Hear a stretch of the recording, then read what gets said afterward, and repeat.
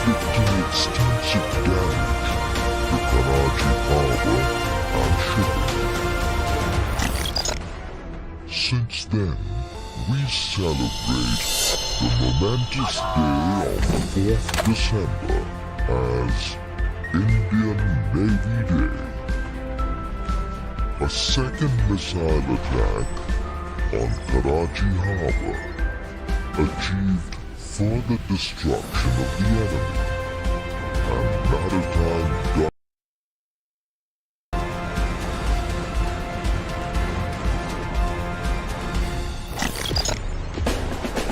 on the eastern front in the Bay of Bengal,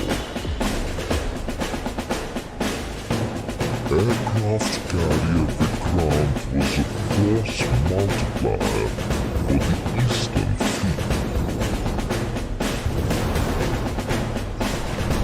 From airstrikes to the blockade, Vikrant's impact was forceful through the length of the conflict.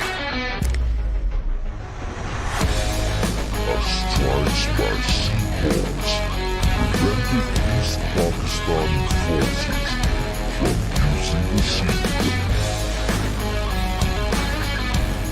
The enemy dispatched PMS Ghazi to nullify the advantage Vikrant afforded.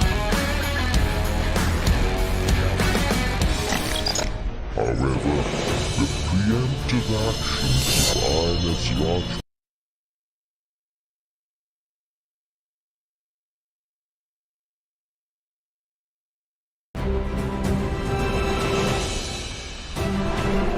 while action progressed at sea, the Navy also mounted special operations at Jalna Khulna harbors. INS Panvel and the two gunboats Padma and Palash, manned by the Mukti Bahini, entered and inflicted heavy damage on these harbors in the face of stiff resistance. Towards the end of the war, the likelihood of the enemy attempting escape into Burma, now Myanmar, became a distinct possibility. To prevent this, the Indian Navy executed an amphibious landing for the first time in the history of India.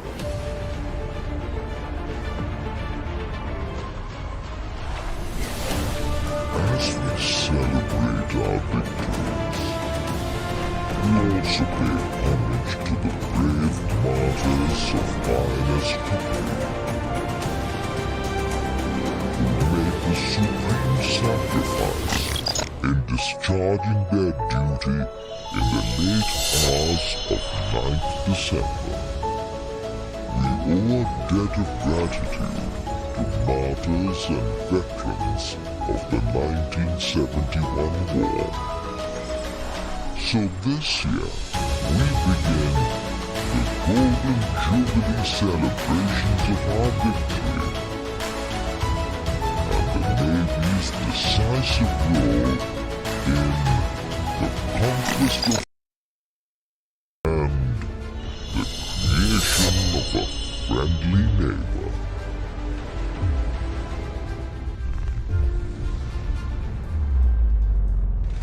Exactly 49 years ago, we had an opportunity to serve our nation as a force at sea.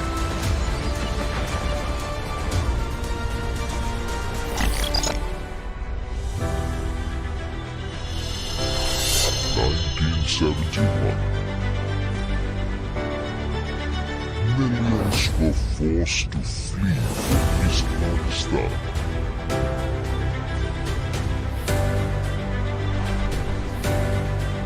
With no political resolution in sight, conflict became inevitable.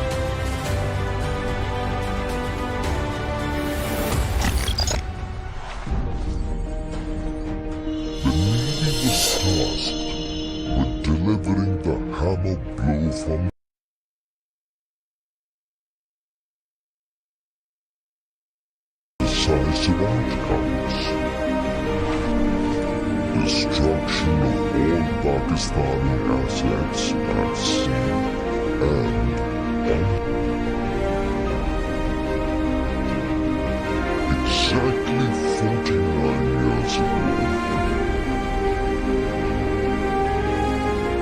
we had an opportunity to serve our nation as a force at sea.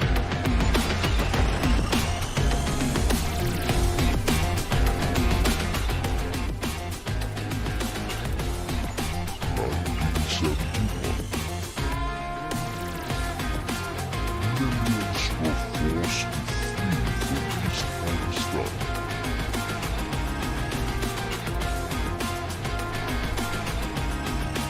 With no political resolution in sight, conflict became inevitable.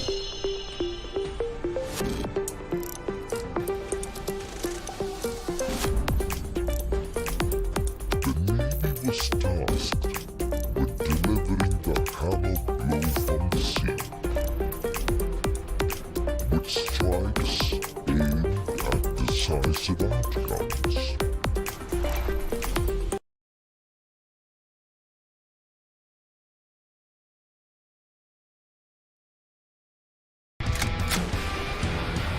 Control of the sea in defense of the homeland.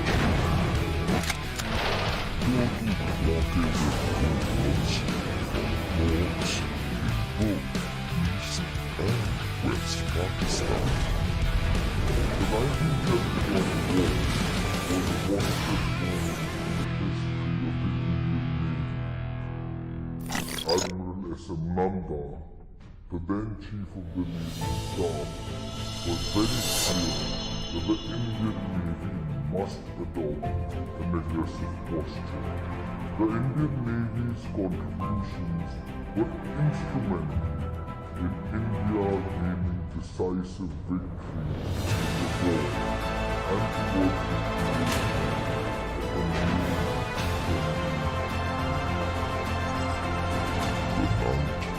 of 4th December 1971, it began with a daring, unprecedented strike by missile boats on Karachi, inflicting extensive damage to Karachi Harbour and shipping. Since then, we celebrate the momentous day of 4th December as Indian Navy Day. A second missile attack on Karachi Harbour achieved further destruction and maritime dominance for the Navy.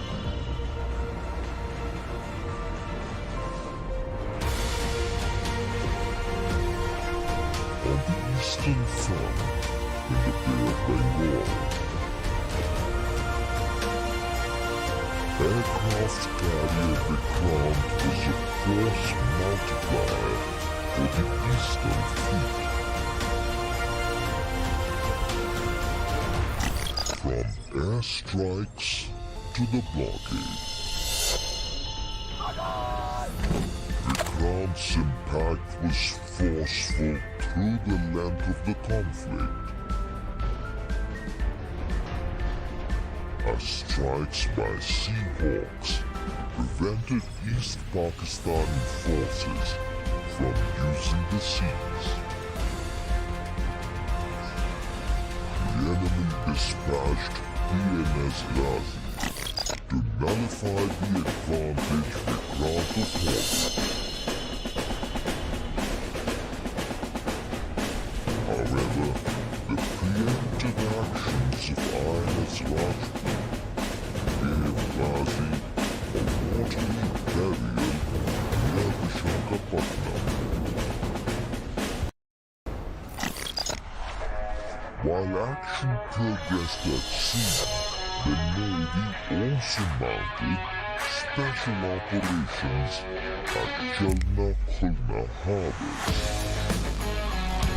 INS Banvir and the two gunboats, Padma and Palash, manned by the Mukti Bahini, entered and inflicted heavy damage on these harbors in the face of strict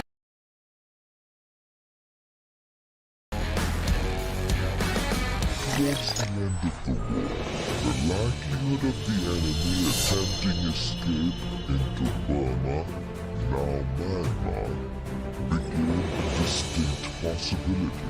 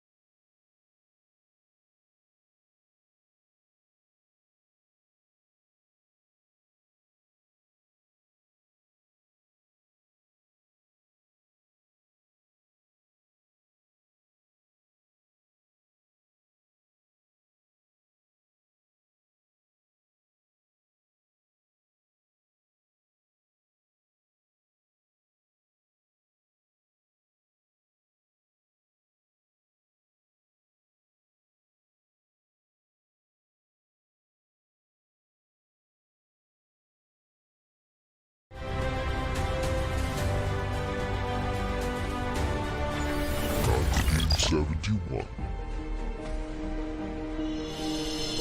Millions were forced to flee from East Pakistan.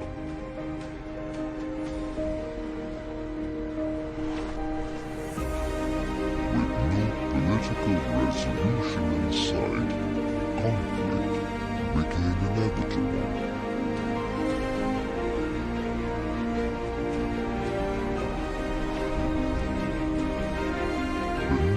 Was tasked with delivering the hammer blow from the sea, which strikes aimed at the sun of all Pakistani assets at sea and on land. Control of the sea in defense of the homeland. Total blockade of movements from ports in both East and West Pakistan. The 1971 war was a watershed moment in the history of the Indian Navy.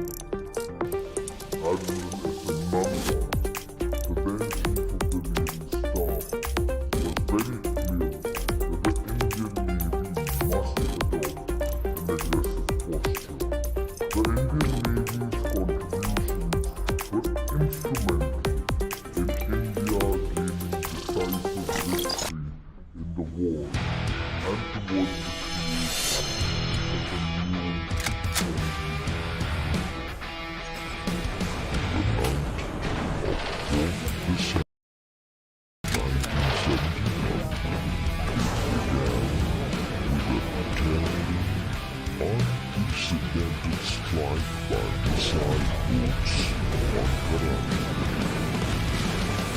inflicting extensive damage to Karachi harbor and shipping. Since then, we celebrate the momentous day of 4th December as Indian Navy Day. A second missile attack on Karachi Harbor achieved further destruction of the enemy and maritime dominance for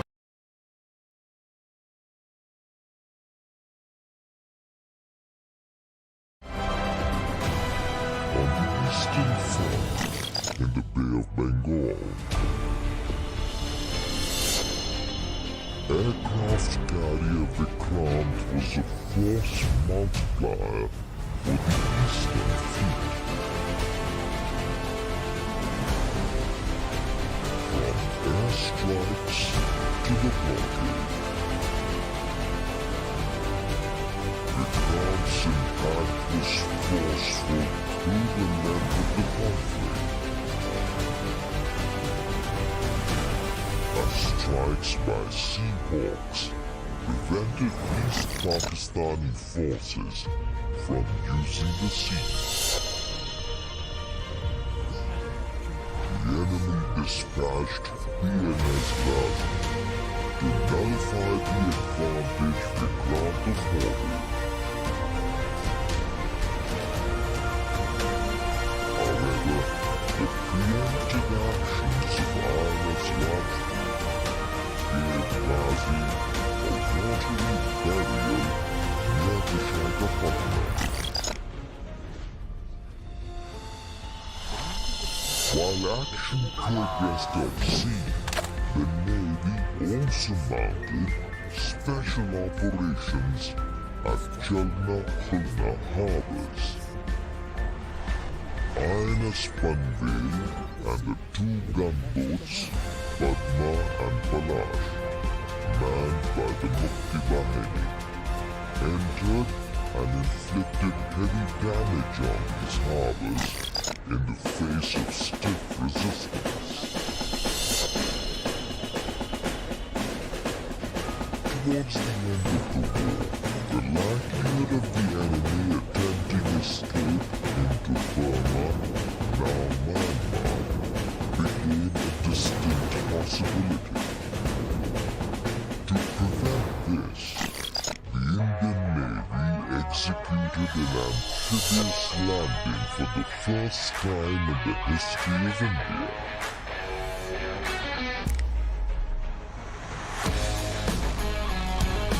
As we celebrate our victories, we also pay homage to the brave and martyrs of INS Vikram, who made the supreme sacrifice in discharging their duty in the late hours of the 9th December. We owe a debt of gratitude to the martyrs and veterans of the 1971 war.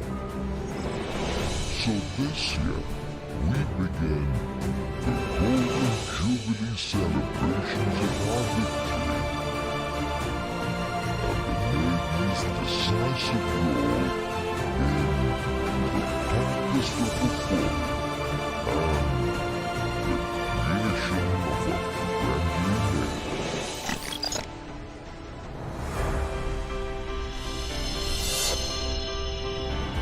Exactly 49 years years ago, we had an opportunity to serve our nation as a force at sea.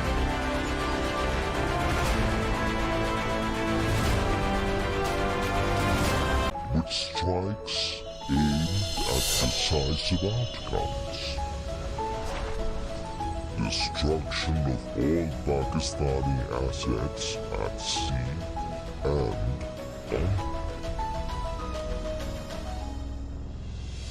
Exactly 49 years ago, we had an opportunity to serve our nation as a force at sea.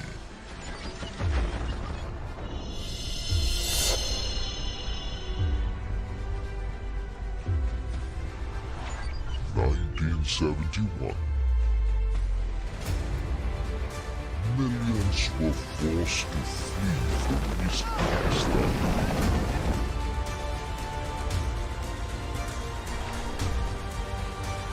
With no political resolution in sight, conflict became inevitable.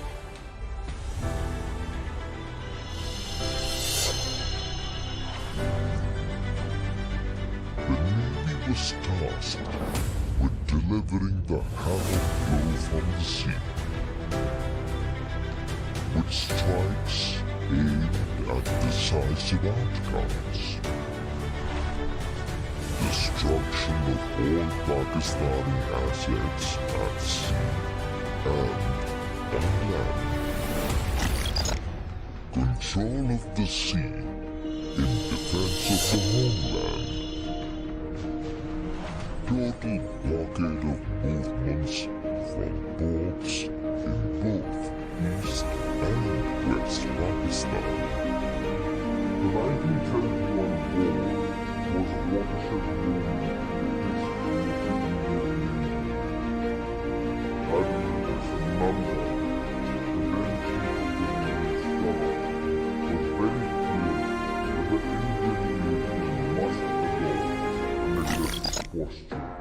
The Indian Navy's contributions were instrumental in India's gaining decisive victory in the war and was used as a new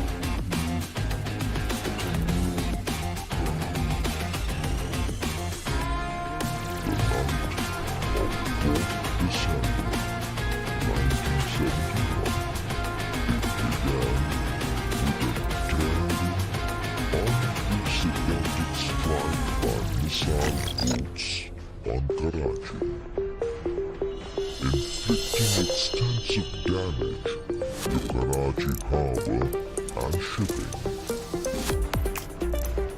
Since then, we celebrate the momentous day of 4th December as Indian Navy Day.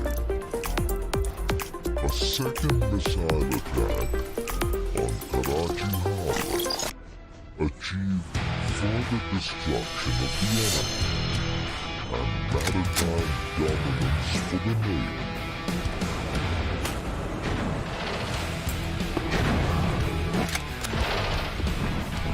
On the eastern front in the Bay of Bengal,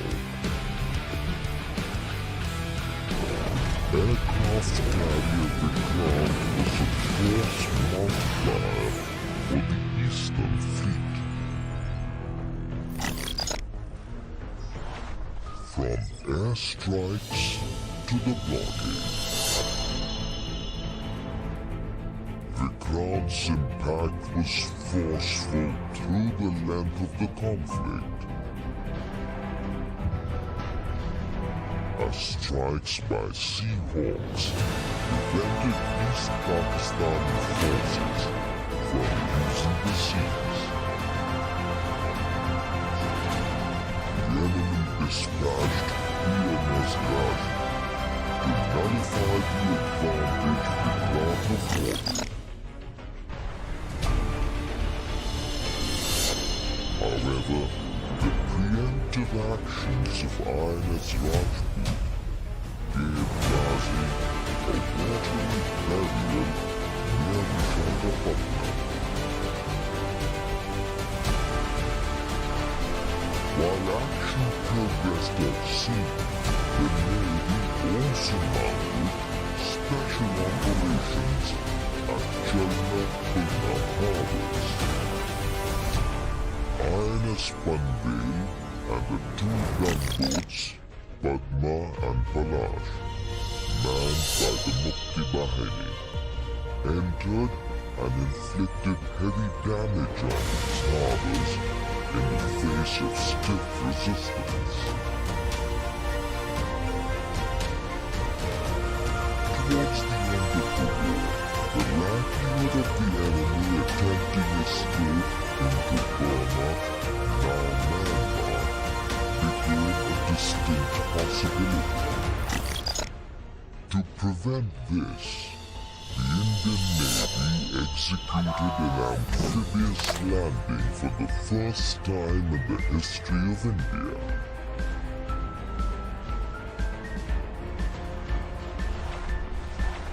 As we celebrate our victories, we also pay homage to the brave martyrs of INS Hooghly,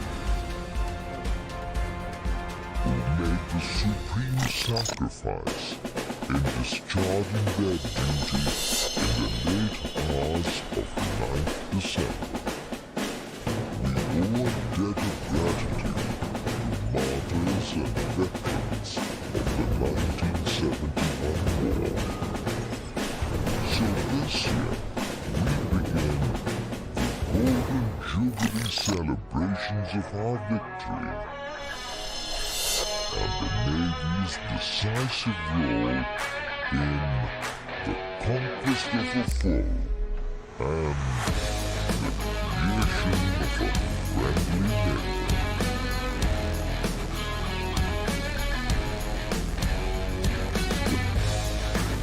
Exactly 49 years ago, we had an opportunity to serve our nation as a force at sea. Millions were forced to flee from East Pakistan.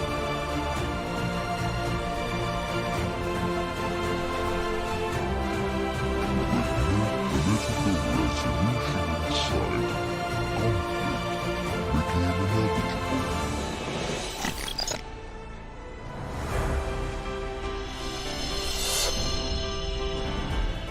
The Navy was tasked with delivering the hammer blow from the sea,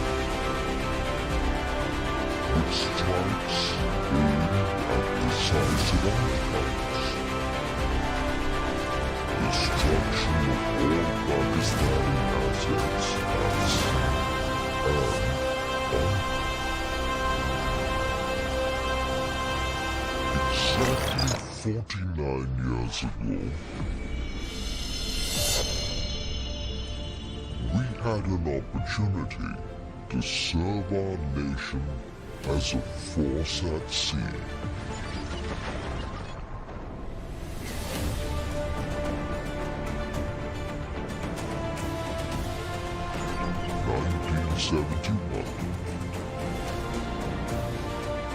Millions were forced to flee from East Pakistan.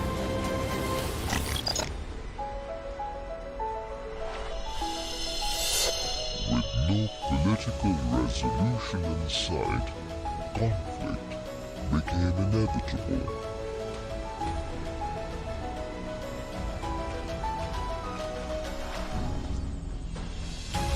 The Navy was tasked with delivering the hammer blow from the sea, with strikes aimed at decisive outcomes. Destruction of all Pakistani assets at sea and on land. Control of the sea in defense of the homeland. Globally blockaded movements from ports in both East and West Pakistan. The 1971 war was a watershed moment in the history of the Indian Navy. Admiral S.N. Nanda, the then Chief of the Naval Staff, was very clear that the Indian Navy must adopt an aggressive posture. The Indian Navy's contributions were instrumental in India gaining decisive victory in the war and towards the creation of a new The night of 4th December 1971, it began with a daring, unprecedented strike by missile boats on Karachi, inflicting extensive damage to Karachi harbor and shipping. Since then, we celebrate the momentous day of 4th December as Indian Navy Day. A second missile attack on Karachi harbor achieved further destruction of the enemy and maritime dominance for the Navy.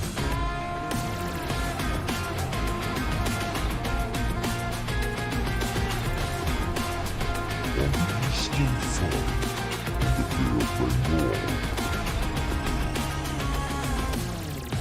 aircraft carrier Vikrant was a force multiplier for the Eastern Fleet. From airstrikes to the blockade, Vikrant's impact was forceful through the length of the conflict. As strikes by Seahawks prevented East Pakistani forces from using the seas. The enemy dispatched HMS Ghazi to nullify the advantage Vikrant afforded. However, the preempt exactly 49 years ago, we had an opportunity to serve our nation as a force at sea.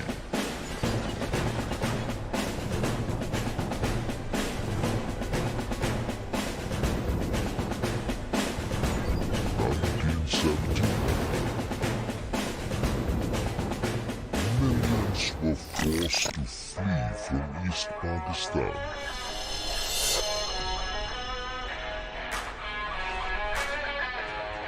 With no political resolution in sight, conflict became inevitable.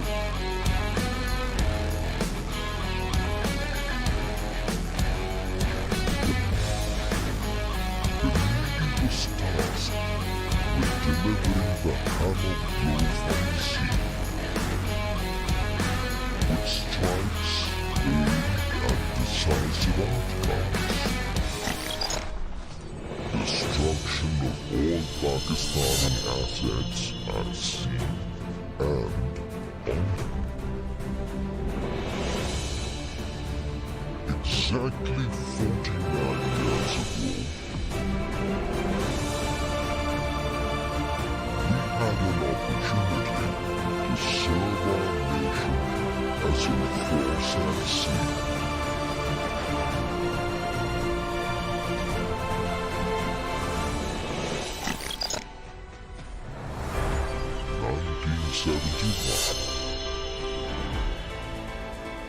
Millions were forced to flee from East Pakistan.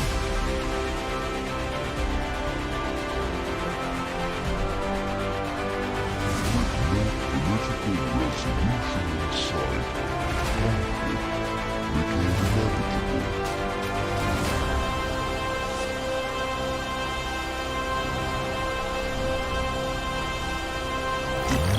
was tasked with delivering the hammer blow from the sea, with strikes aimed at decisive outcomes.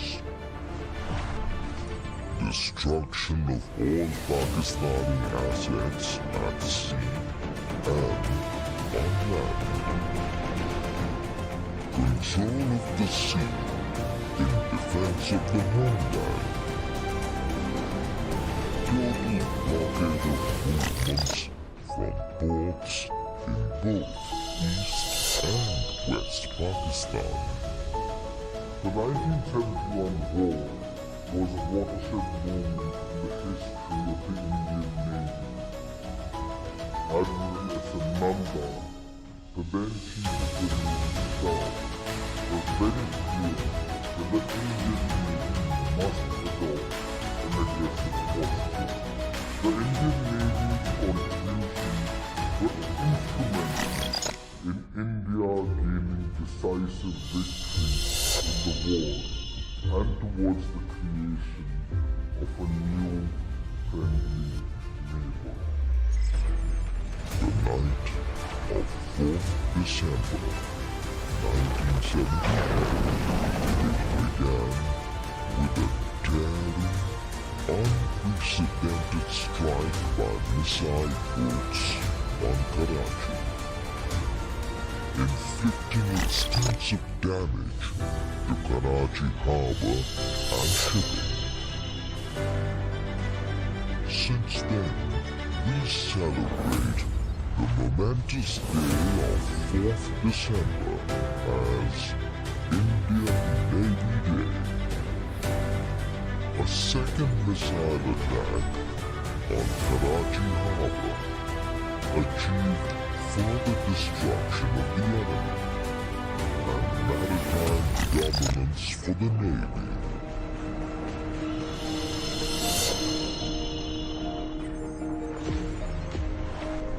On the Eastern Front, in the Bay of Bengal, aircraft carrier Vikrant was a force multiplier for the Eastern Fleet. From airstrikes to the blockade, Vikrant's impact was forceful through the length of the conflict. As strikes by seaboats prevented East Pakistani forces from using the seas. The enemy dispatched PMS Ghazi to nullify the advantage Vikrant afforded. However, the preemptive actions of INS Rajput gave Ghazi a watery burial near Visakhapatnam. While action progressed at sea, the Navy also mounted special operations at Jalna Khulna harbors. INS Panvel and the two gunboats Padma and Palak, manned by the Mukti Bahini, entered and inflicted heavy damage on these harbors in the face of stiff resistance. Towards the end of the war, the likelihood of the enemy attempting escape into Burma, now Myanmar, became a distinct possibility. To prevent this, the Indian Navy executed an amphibious landing for the first time in the history of India.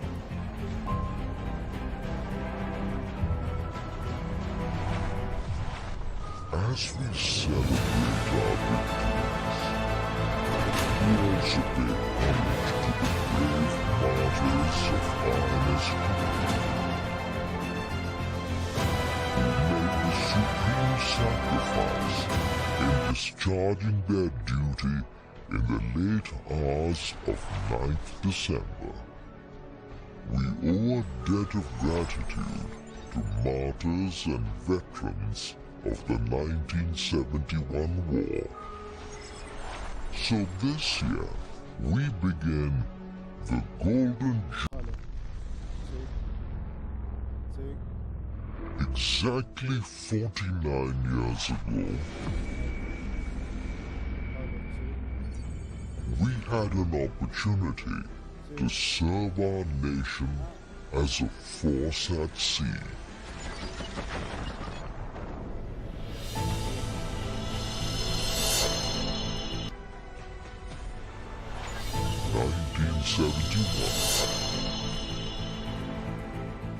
Millions were forced to flee from East Pakistan.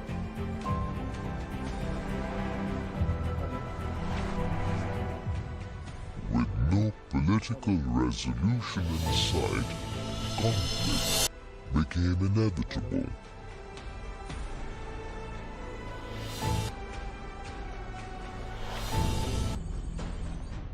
The Navy was tasked with delivering the hammer blow from the sea,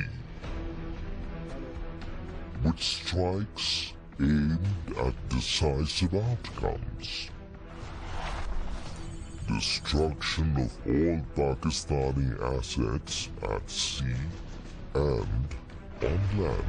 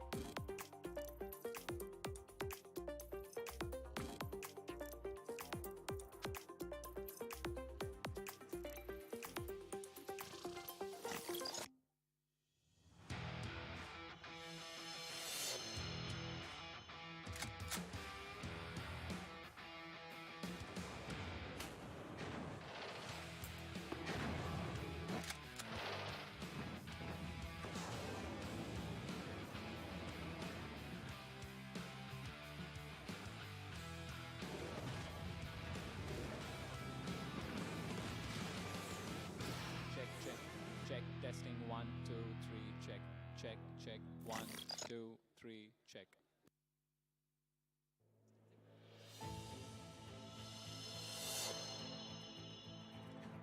Mic check. Mic check. 1, 2, 3. Check. Check. Mic check.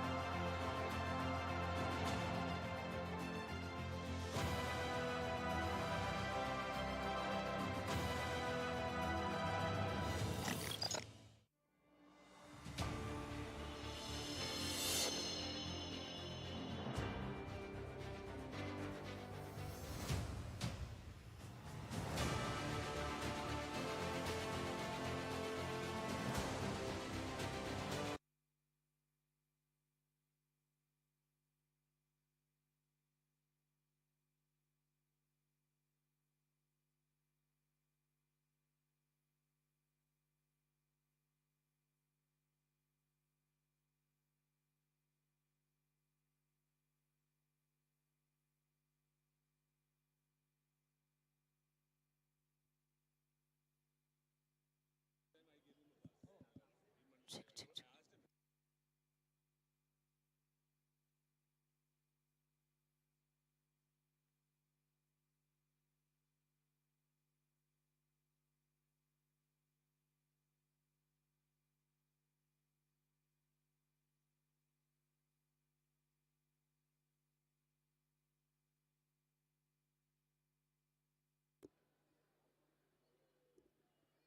A historic evening, ladies and gentlemen. Welcome to the momentous Gateway of India. Let us swiftly introduce ourselves, your hosts for the evening. I am Lieutenant Samson Moses, And I am Nisha Krishna. and on behalf of Headquarters Western Naval Command, would like to extend a hearty and warm welcome to you, and also to those tuned in to today's events through All India Radio and Doordarshan, to the beating retreat and tattoo ceremonies. देवी और सज्जनों, programme शुरू करने से पहले मैं आप सभी से अनुरोध करना चाहूंगी कि आप अपने मोबाइल फोन्स एयरप्लेन मोड पर रखें और तस्वीरें खींचते समय कृपया अपनी जगहों पर बैठे रहें. The Navy Day is celebrated on the 4th of December each year to commemorate the audaciously crippling attack on Karachi by the 25th Missile Boat Squadron, and also to celebrate the spirit and heroism displayed by the officers and men of Indian Navy on this very day in the 1971 India-Pakistan War, which left the port of Karachi flaming in embers. Come, let us relive the golden moment in Indian Navy that changed history as we know it and shaped the geopolitical map of the Indian subcontinent once and for all. Hello. Exactly 49 years ago, we had an opportunity to serve our nation as a force at sea.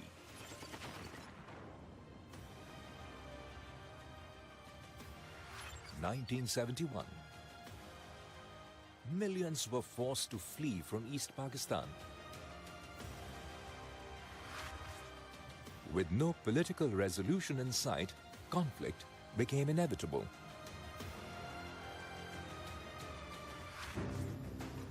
The Navy was tasked with delivering the hammer blow from the sea, with strikes aimed at decisive outcomes. Destruction of all Pakistani assets at sea and on land. Control of the sea in defense of the homeland. Total blockade of movements from ports in both East and West Pakistan. The 1971 war was a watershed moment in the history of the Indian Navy. Admiral S.M. Nanda, the then Chief of the Naval Staff, was very clear that the Indian Navy must adopt an aggressive posture. The Indian Navy's contributions were instrumental in India gaining decisive victory in the war and towards the creation of a new friendly neighbor. The night of 4th December 1971, it began with a daring, unprecedented strike by missile boats on Karachi, inflicting extensive damage to Karachi Harbour and shipping. Since then, we celebrate the momentous day of 4th December as Indian Navy Day. A second missile attack on Karachi Harbour achieved further destruction of the enemy and maritime dominance for the Navy. On the Eastern Front, in the Bay of Bengal, aircraft carrier Vikrant was a force multiplier for the Eastern Fleet. From airstrikes to the blockade, Vikrant's impact was forceful through the length of the conflict, as strikes by Sea Hawks prevented East Pakistani forces from using the seas. The enemy dispatched PNS Ghazi to nullify the advantage Vikrant afforded. However, the preemptive actions of INS Rajput gave Ghazi a watery burial near Vishakhapatnam. While action progressed at sea, the Navy also mounted special operations at Chalna Khulna harbors. INS Panvel and the two gunboats Padma and Palash, manned by the Mukti Bahini, entered and inflicted heavy damage on these harbors in the face of stiff resistance. Towards the end of the war, the likelihood of the enemy attempting escape into Burma, now Myanmar, became a distinct possibility. To prevent this, the Indian Navy executed an amphibious landing for the first time in the history of India. As we celebrate our victories, we also pay homage to the brave martyrs of INS Khukri, who made the supreme sacrifice in discharging their duty in the late hours of 9th December. We owe a debt of gratitude to martyrs and veterans of the 1971 war. So this year, we begin the Golden Jubilee celebrations of our victory and the Navy's decisive role in the conquest of a foe and the creation of a friendly neighbor. I believe that was an enlightening brief about one of the greatest moments in Indian naval history. Though the primary objective of the Navy is to secure the nation's maritime borders, Indian Navy plays a unique role in strengthening our country's international relations. This is accomplished through goodwill visits to foreign ports, joint exercises with other navies, and humanitarian missions amongst other tasks at sea.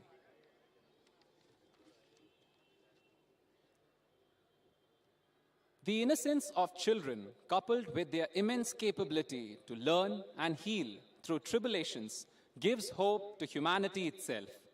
Coming up shortly is an oral treat by the young stars of NCS that celebrates the 1971 victory through a soulful rendition of Teri Mitti.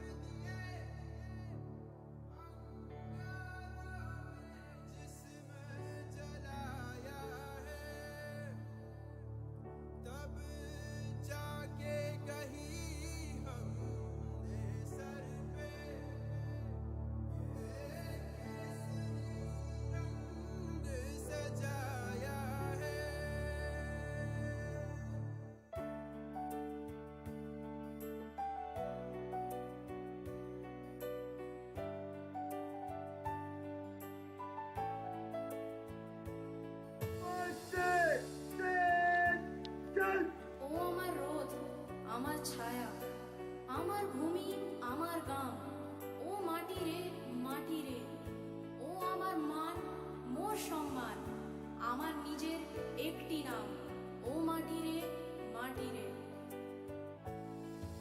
ऐ मेरी ज़मीन अफसोस नहीं जो तेरे लिए सौ दर्द से महफूस रहे तेरी याद सदा चाहे जान मेरी या रहे न रहे ऐ मेरी ज़मीन महबूब मेरी नस नस में तेरा इश्क बहे फीका न पड़े कभी रंग तेरा जिस मुंह से निकल के खून कहे तेरी मिट्टी में मिल जावा गुल बन के मैं खिल जावा इतनी सी है दिल की आरज़ू तेरी नदियों में बह जावा तेरे खेतों में लहरावा इतनी सी है दिल की आरज़ू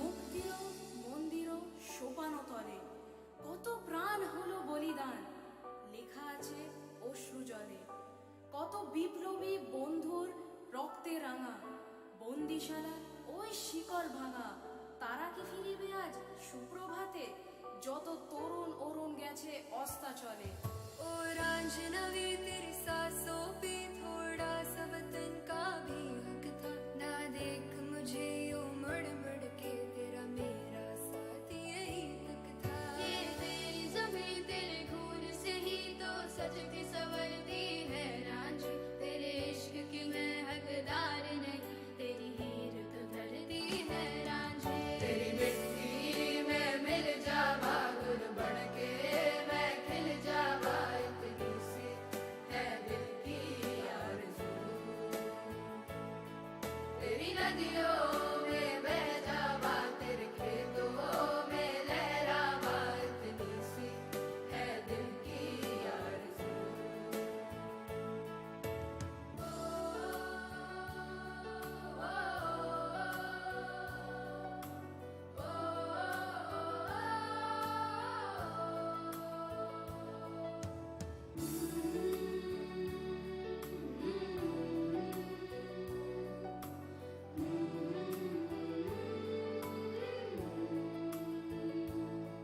तेरी मिट्टी में मिल जावा गुल बन के मैं खिल जावा इतनी सी है दिल की आरज़ू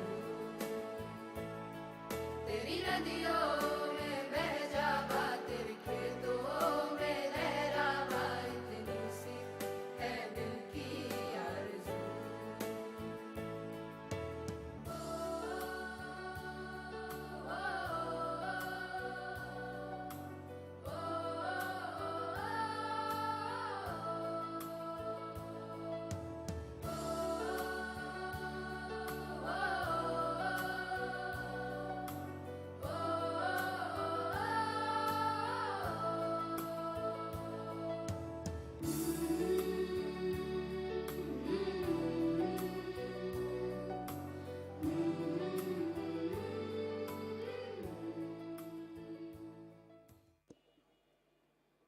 That performance must have truly touched your souls, ladies and gentlemen.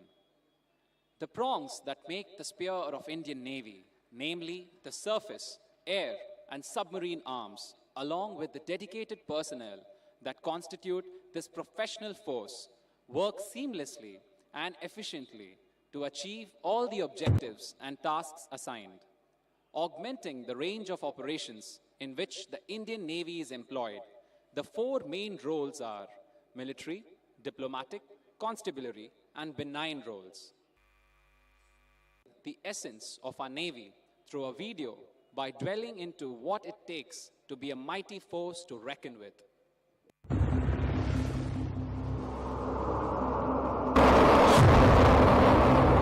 India, a maritime nation with a magnificent maritime past.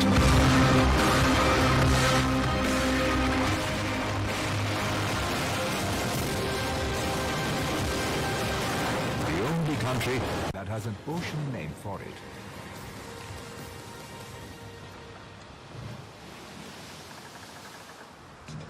To harness the full potential of the oceans, Resurgent India has articulated a clear strategy through our vision of Sagar. The implementation of the Act East policy and Sagarmala.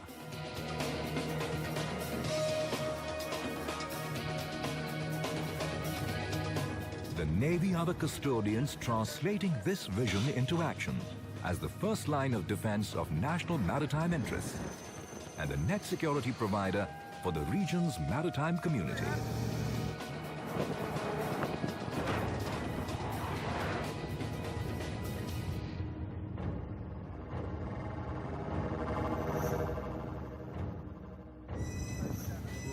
The Indian Navy, combative, dominant, holding sway by force of strength. A potent, multi-dimensional, multi-spectrum networked force.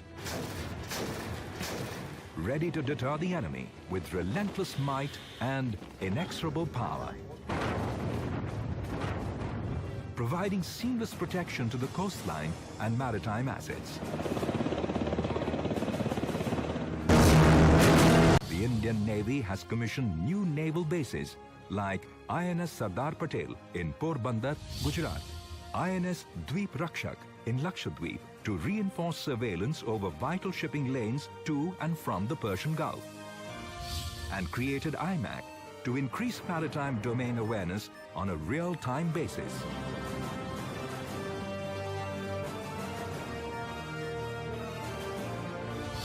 The Indian Naval Base at Karwar is developing into a smart naval station with infrastructure to house 50 warships with scope for future expansion. Baz, India's southernmost airfield in the Great Nicobar Island.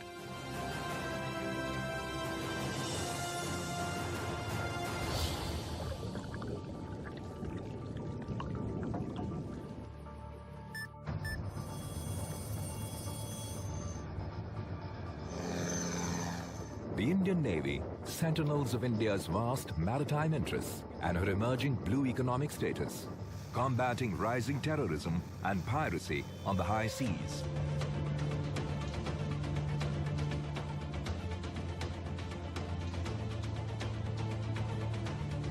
Committed to the protection of vital international sea lanes, buoying global economies.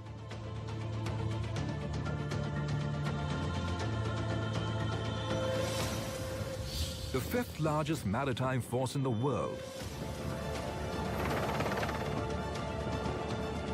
seeking 21st century solutions to 21st century challenges. Trailblazing a path of indigenization, the Indian Navy has transformed defense manufacturing.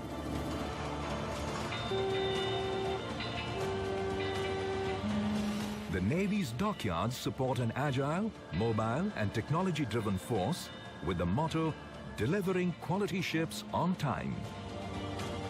In consonance with the Make in India vision, the Indian Navy has promoted skill development through innovation, expanded the indigenous fleet, 500, report after every 100 liters. SPL 250, DW 250, battery capacity. inducted new platforms designed and developed in India.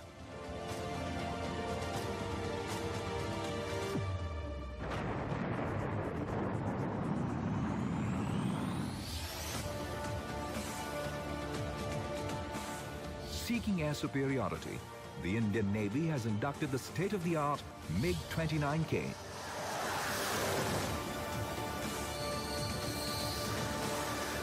And extended its maritime influence through the Boeing P-8I.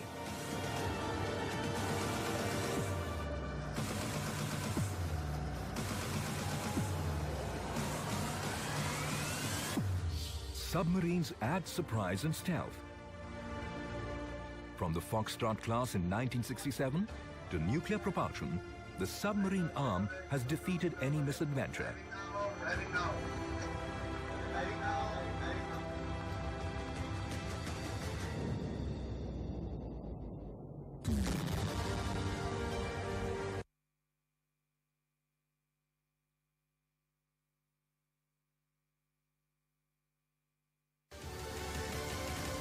The Indian Naval Academy trains scholar warriors in engineering disciplines and soldierly skills.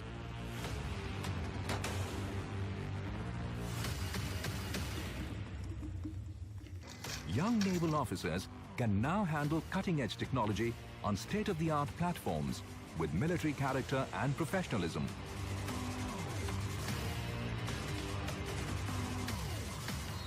The tough training schedule at INS Chilka transforms young boys into seamen.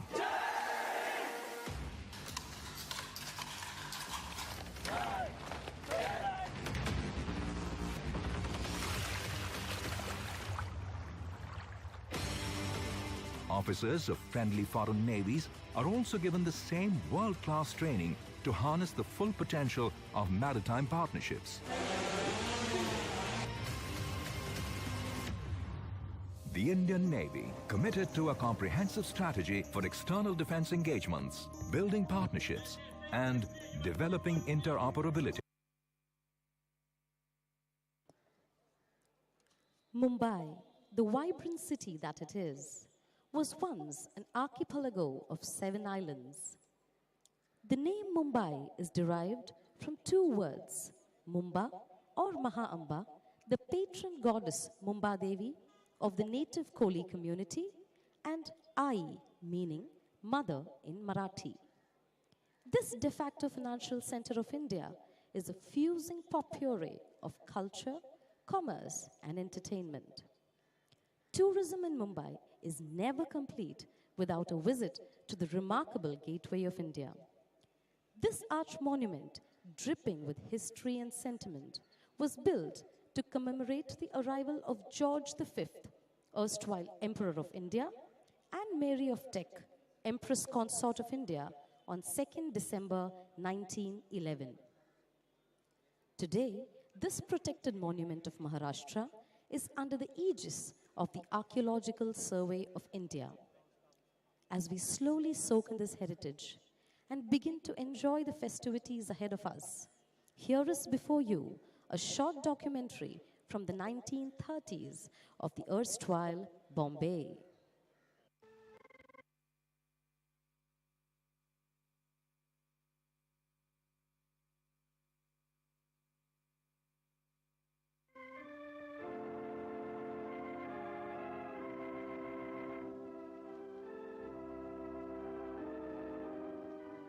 We are now approaching the city of Bombay, the gateway to India.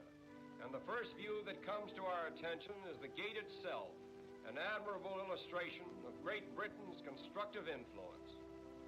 Bombay is the second largest city of India and one of the chief seaports of the Orient.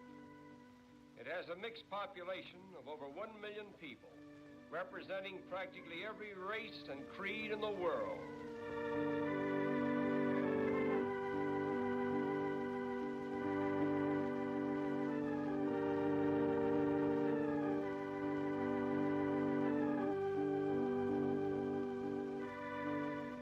The Taj Mahal Hotel is unquestionably the most pretentious one in all of India. One of the outstanding features of Bombay is its sudden transitions from the modern to the ancient. This scene, for example, was taken a few minutes from the heart of the city, where the 15th century is constantly rubbing shoulders with the 20th. These automobiles cutting into this line of ancient vehicles suggest an odd symbolism which typifies all of India. For time and time again, the new cuts into the old. But the gap is soon filled in, and the ancient procession goes on in strange defiance.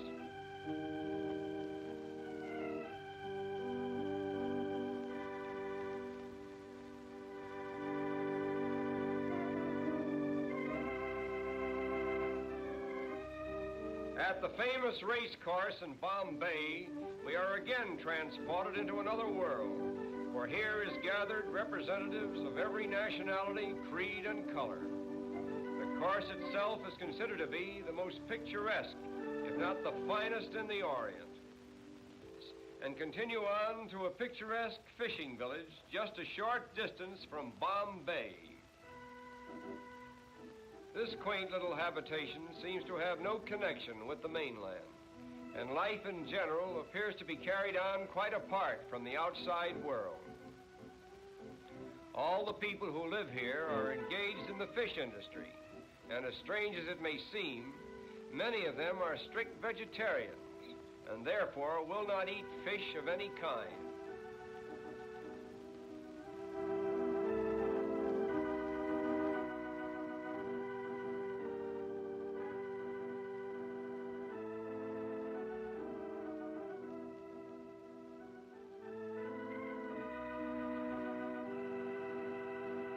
The picture of India could possibly be complete without a view of its royal elephants on parade.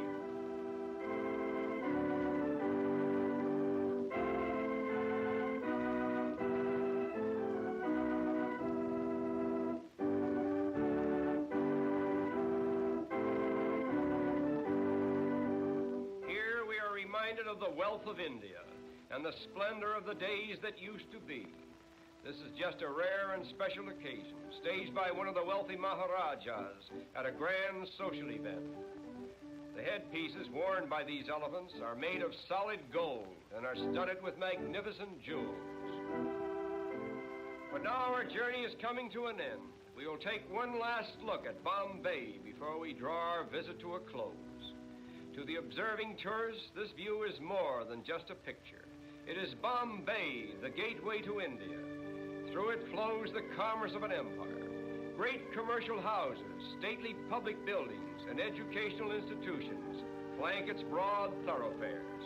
Railways converge here from every state in India, and steamship routes diverge to the ends of the earth. Such has been the first constructive imprint of Western civilization upon this much talked of and generally misunderstood country. And so our journey ends. We bid farewell to Bombay, the gateway to India.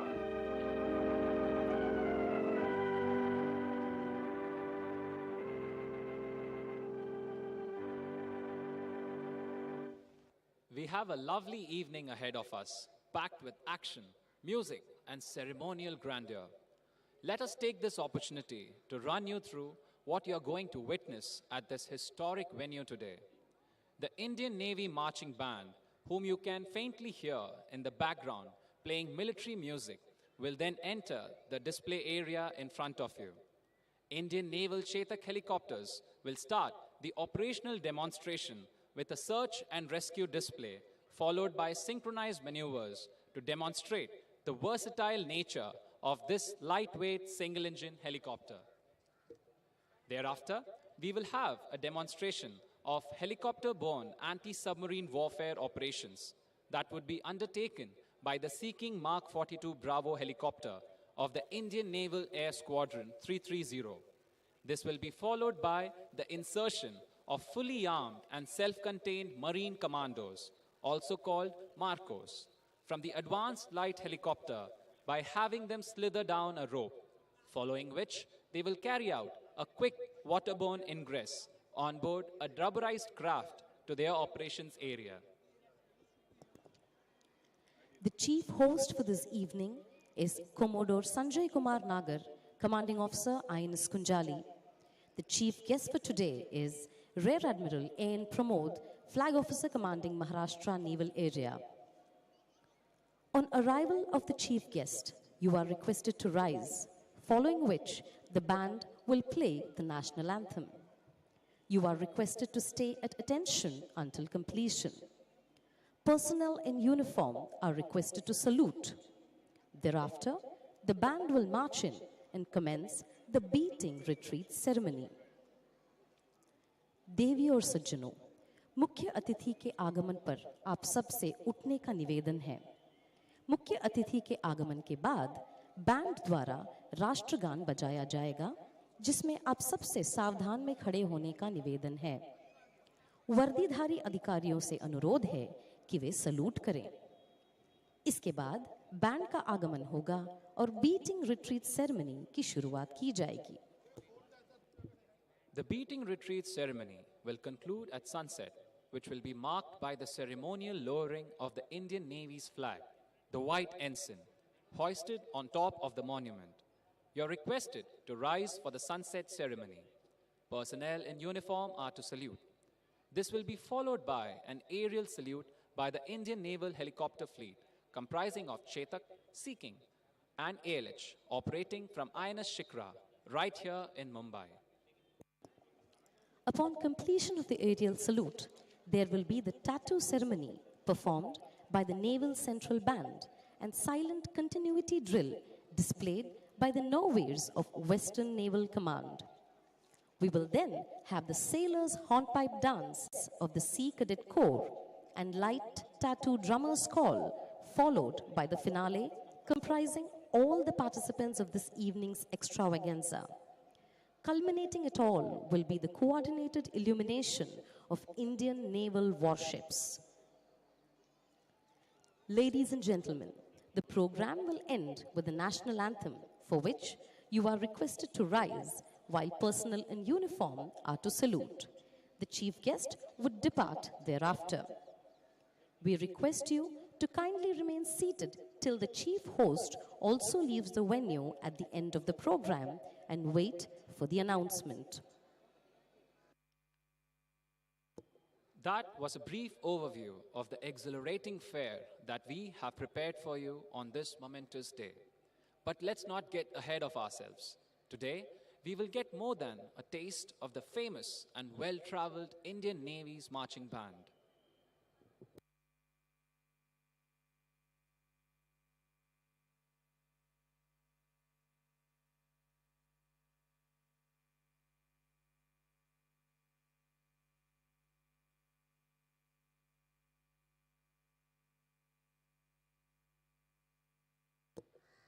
Even as I speak, the band is leading a most impressive contingent that is marching six abreast down the picturesque PJ Ramchandani Marg on our right from the Radio Club to the Taj Mahal Hotel, in proud affirmation of the victory achieved by our country in the 1971 war.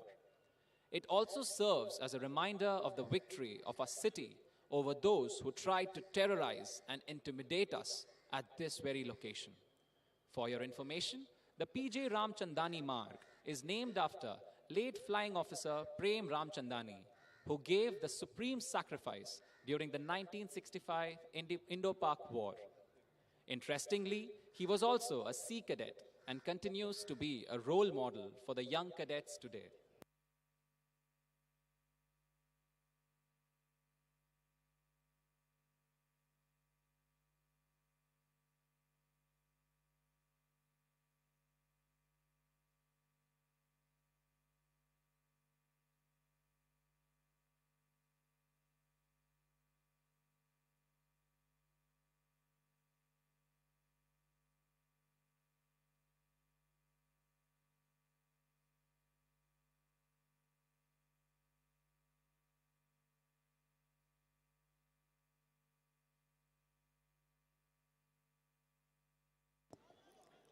Enveloping the band is a colorful marching contingent made up of a mixed troop of standard bearers comprising 32 sailors of the Indian Navy and 16 young girl cadets drawn from the Sea Cadet Corps. These young men and women proudly bear flags and standards that are relevant to this evening's ceremonies. The national flag is borne aloft on the extreme marching right, along with the Indian Navy's flag, the white ensign. Standard of the city of Mumbai showing the crest of the Brihan Mumbai Municipal Corporation or BMC and the flag of Sea Cadet Corps. On the extreme marching left is the standard of the Western Naval Command. We hope it would interest you to identify these flags and standards when the standard bearers finally come into the plaza.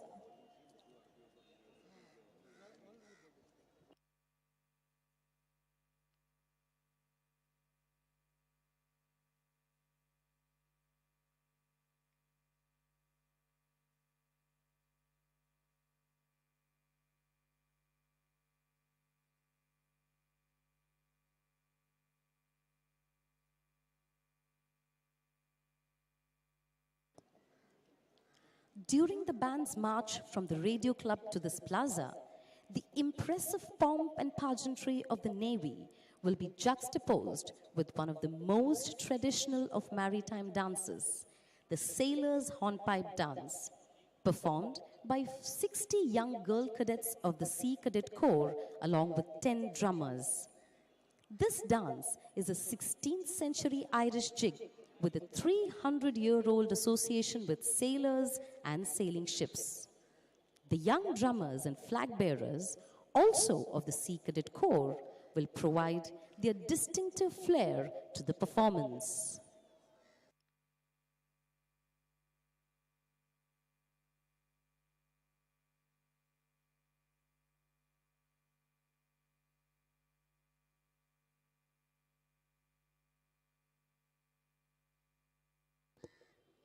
Ladies and gentlemen, you're going to have to wait a little longer. However, I'm sure that each one of you will be utterly captivated by the skill and dexterity of the young cadets of the Sea Cadet Corps. It is undoubtedly one of the country's finest voluntary, non-governmental youth organizations. Established in Karachi in undivided India In May 1938, the Sea Cadet Corps relocated to Mumbai in 1948, and over the past 8 decades has remained true to its aim of instilling skills and values through nautical and allied training. The Sea Cadet Corps now boasts of 10 units across the country. The Corps' more than 40,000 ex-cadets are today productive and caring citizens of our great country, shining in a number of diverse fields and professions, including the Indian Armed Forces and the Merchant Marine.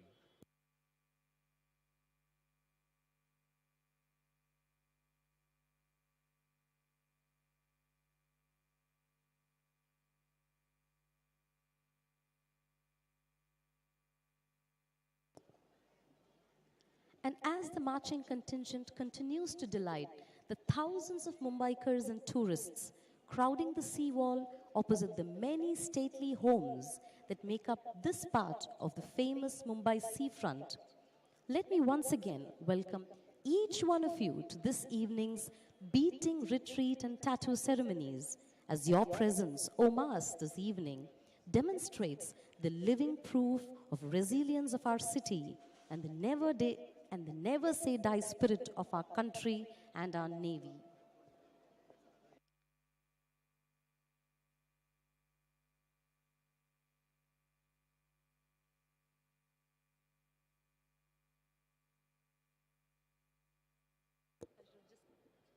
The term beating retreat comes from the beating of the drums in a particular way and at a particular cadence to send out a particular signal. This ceremony is over 450 years old and is firmly set within the historic traditions that have been built around what is arguably mankind's oldest organized activity, namely war. The original call of retreat was beaten by drums alone, and it was some time before that fifers were added to play tunes. A fife is a small, high-pitched transverse flute similar to a piccolo. With the passage of time, the bugle and other musical instruments were added as accompaniments.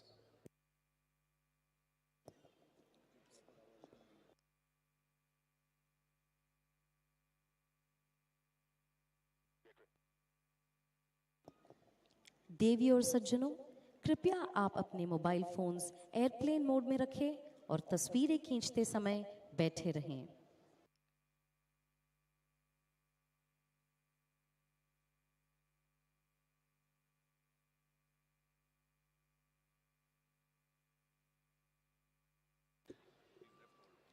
As the borders of kingdoms expanded beyond their shorelines, the tradition of sounding the drums became a tradition for showcasing the armed forces on ceremonial occasions.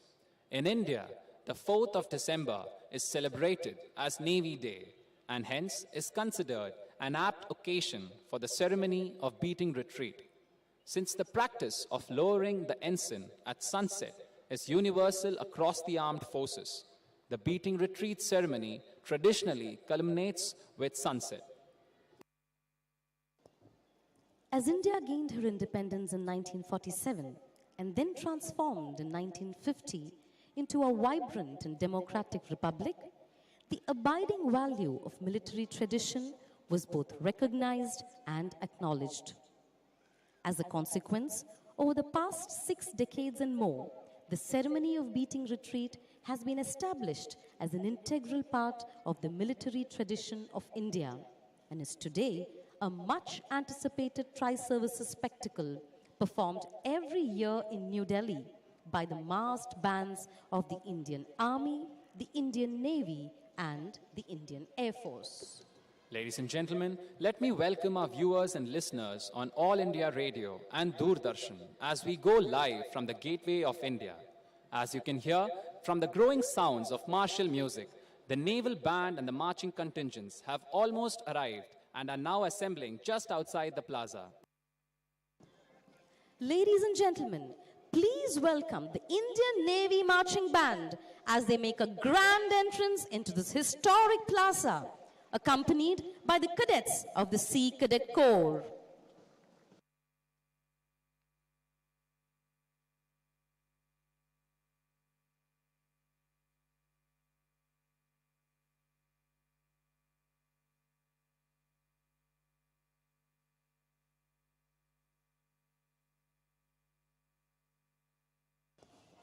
Let me once again draw your attention to the flags and standards of the Republic of India, the white ensign of the Indian Navy, and the flags of the city of Mumbai, the Sea Cadet Corps, and this evening's host organization, the Western Naval Command. Ladies and gentlemen, please put your hands together once again for the Indian Naval Band.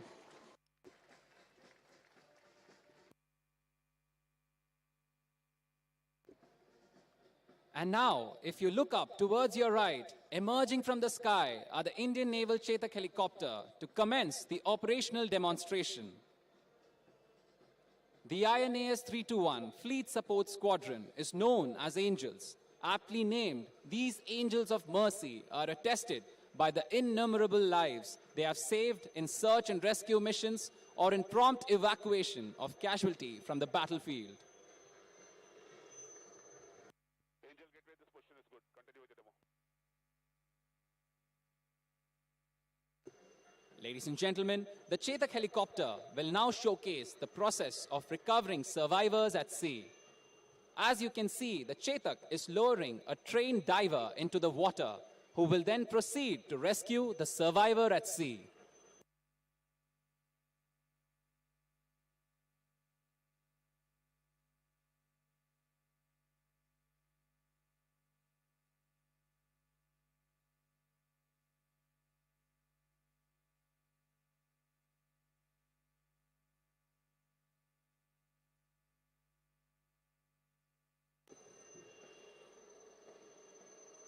And as we can see, ladies and gentlemen, the diver is being reeled back into the aircraft using its rescue winch.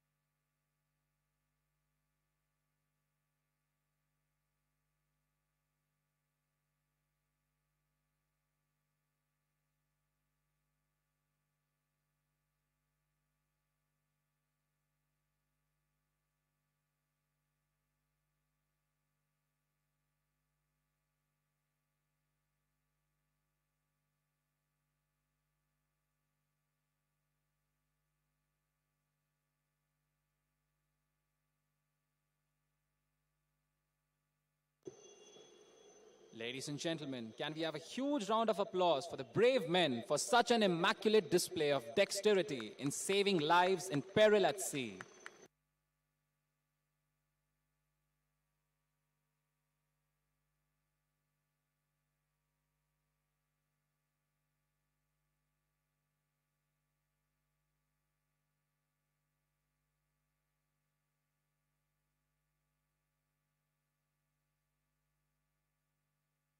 Angel Gateway, 50 seconds remaining. Carry out a sideways movement closer to Plaza and thereafter turn left and peel off.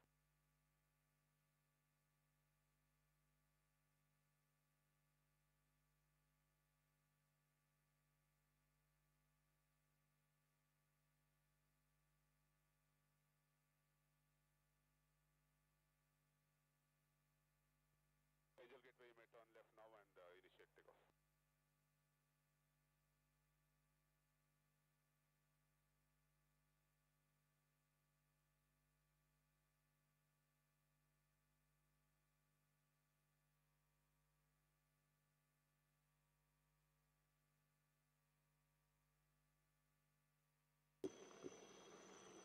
As you have seen, rotary-winged aircraft, being versatile and unique in their capabilities, are the most suitable for search and rescue and other such operations. Their unique capability of hovering, that is remaining stationary at a spot, is exploited in vertical replenishment of men and material, casualty evacuation, anti-submarine warfare, and insertion and extraction of special forces into and from enemy hotspots.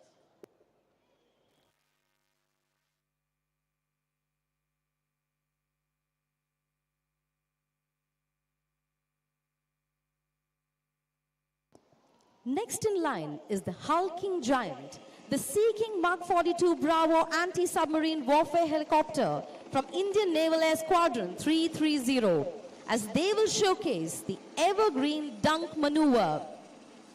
These giant birds of steel will recover to hover at a height of mere 50 feet from the water surface.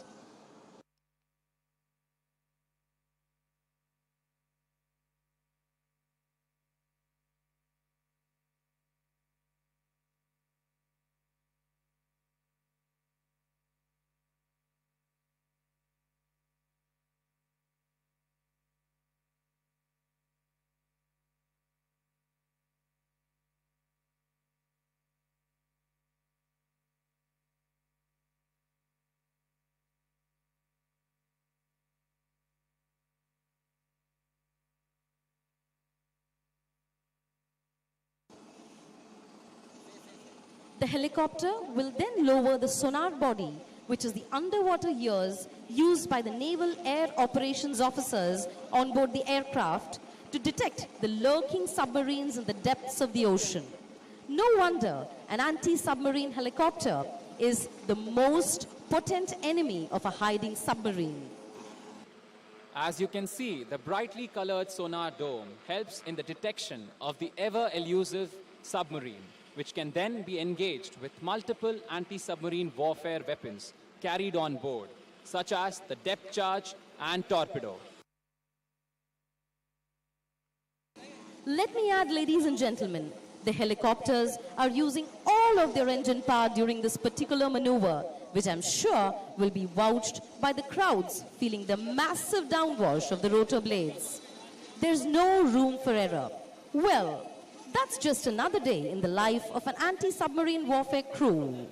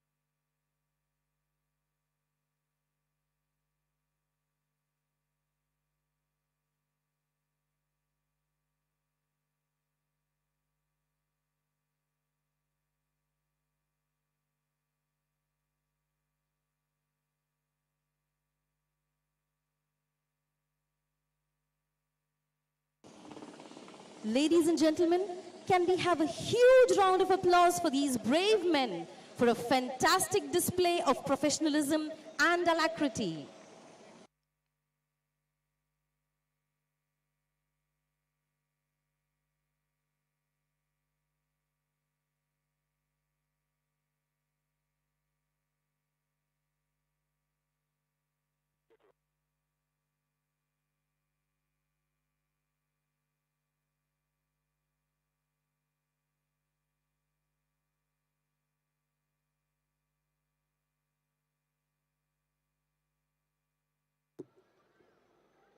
Ladies and gentlemen, please hold your breaths as we will now witness a spectacular simulation by the daring Advanced Light Helicopters.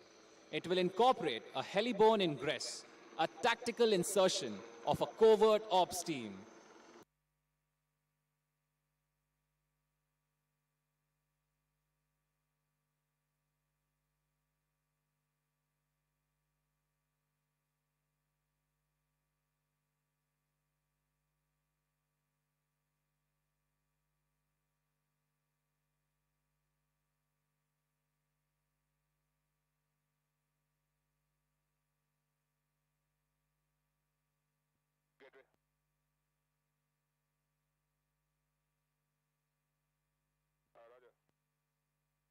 Phoenix 2 gateway, come further to the right.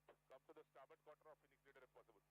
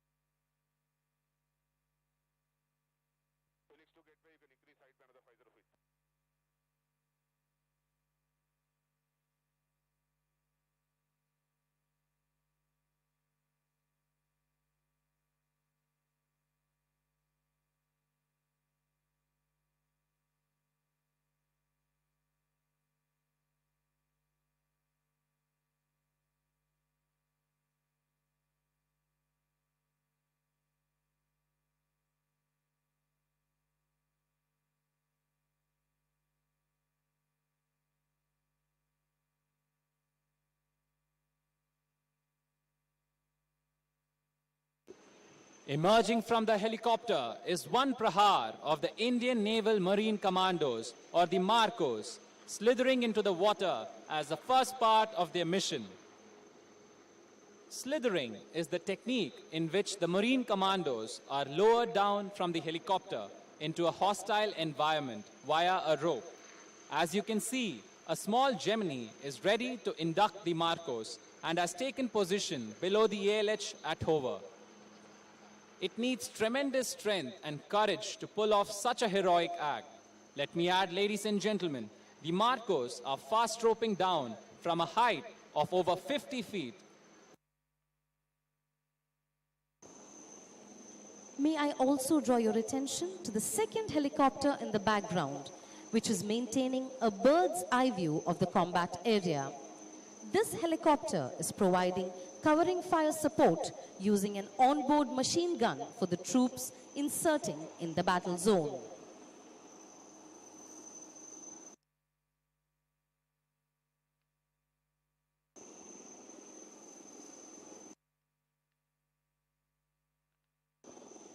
And that, ladies and gentlemen, completes the successful insertion of the Marcos Prahar.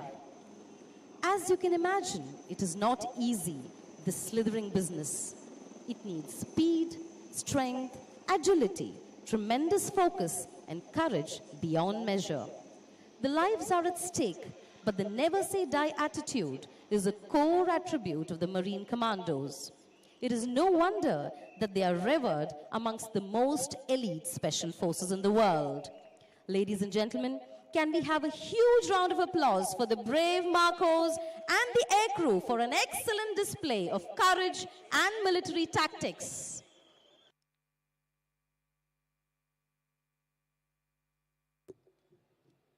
As we await the arrival of the chief guest, let me explain the difference between the ceremonies of beating retreat and the tattoo. The beating of retreat recalled troops from the battlefield and into their billeting area. The tattoo, on the other hand, was a beating of drums within the billeting area that ordered troops to proceed to their quarters. Over the years, the tattoo has been enriched by the inclusion of traditional, folk, and contemporary sounds and movements. Rather than remaining static within purely martial bounds, this strictly military form of pageantry has in many cases acquired distinctive celebratory features, becoming more of a music festival, one with recognizably military underpinnings. To this extent, therefore, the tattoo is very much a living, evolving, and dynamic ceremony.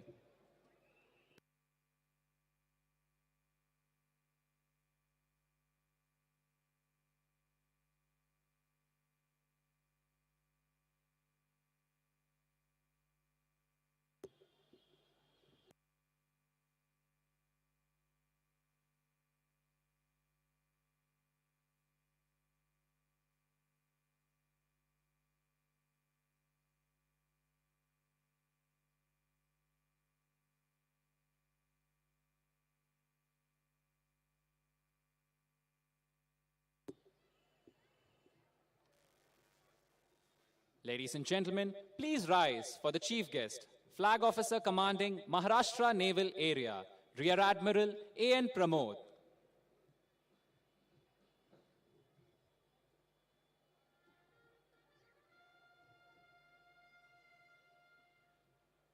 You are requested to remain standing for the national anthem, which will follow.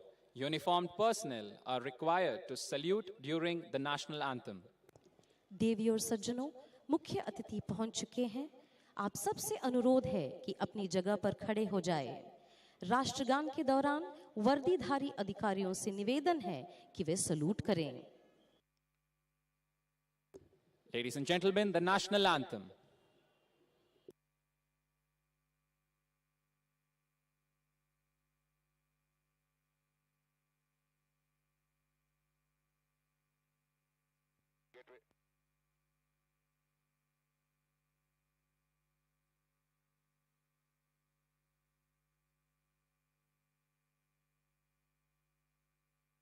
Angel and Phoenix confirm corporate time check.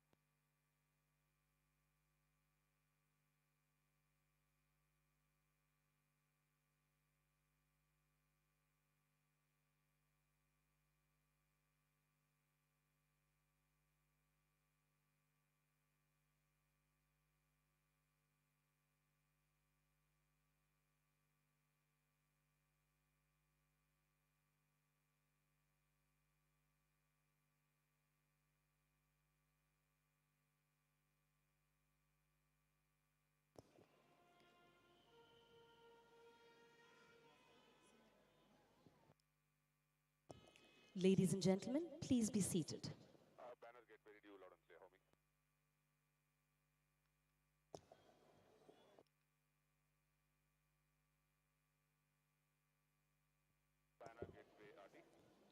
अब हम बढ़ते हैं संगीतमय समापन समारोह, beating retreat और सूर्यास्त विधि sunset ceremony की ओर। कृपया स्वागत कीजिए भारतीय नौसेना बैंड का, जिसका नेतृत्व कर रहे हैं master chief musician M Antony Raj. Ladies and gentlemen, please welcome the world-famous Indian Naval Band, which is being led by Master Chief Musician M. Anthony Raj.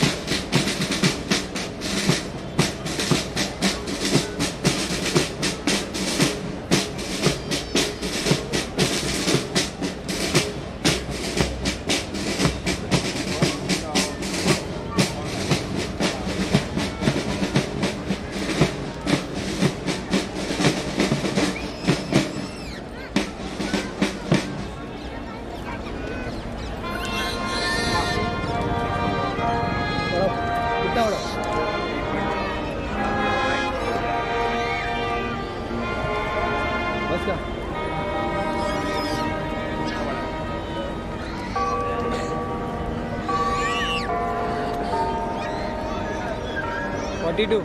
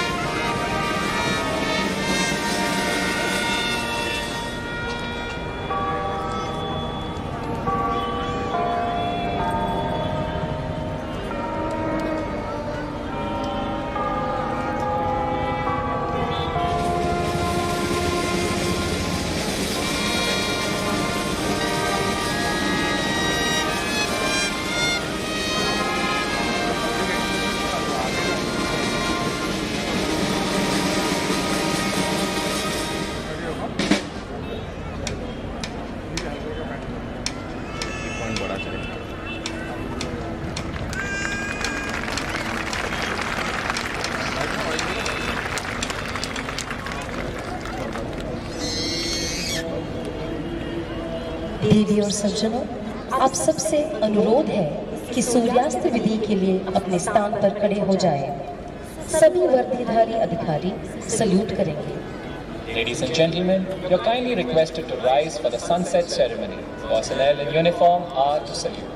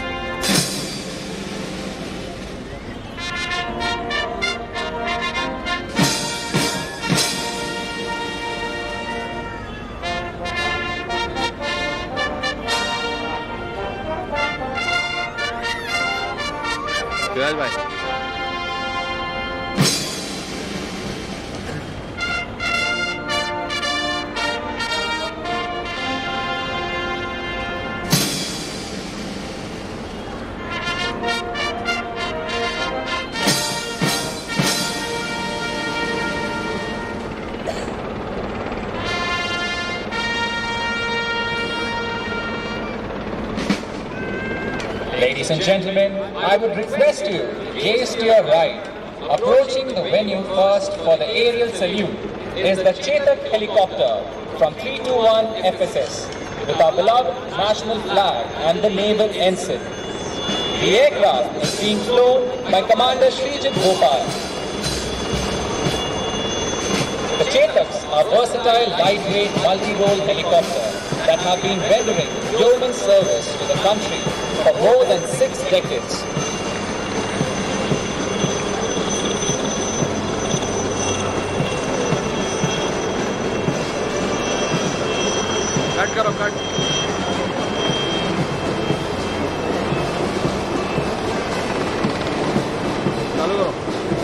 Close behind is a Chetak of the 321 Fleet Support Squadron, flown by Commander Kulkarni.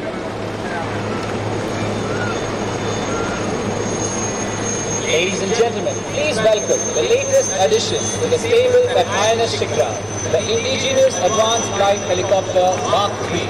The Phoenix formation, comprising of 2 ALH, today is being led by Commander Lokesh Mathur with Phoenix 2 under the command of Commander Saurabh.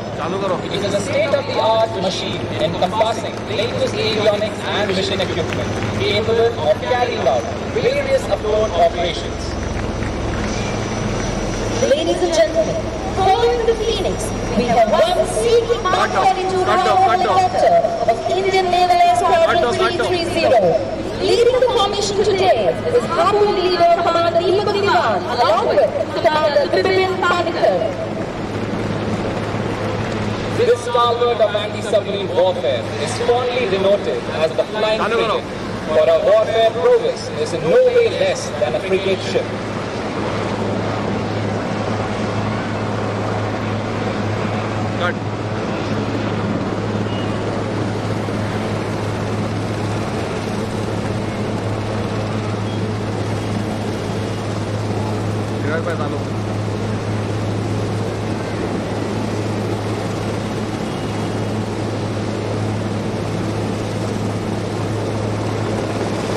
Ladies and gentlemen, it's now time to hold your breath for the magnum opus, the showstopper of today's air power demonstration.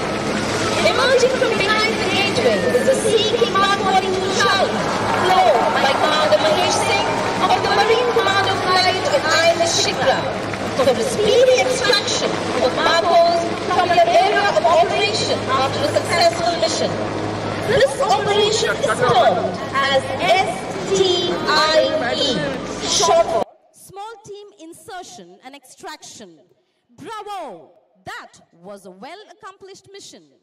Ladies and gentlemen, can we have a huge round of applause for the Angels, Zappers, Harpoons, Phoenix, and Falcons from INS Shikra and the Marine Commandos of the Western Naval Command.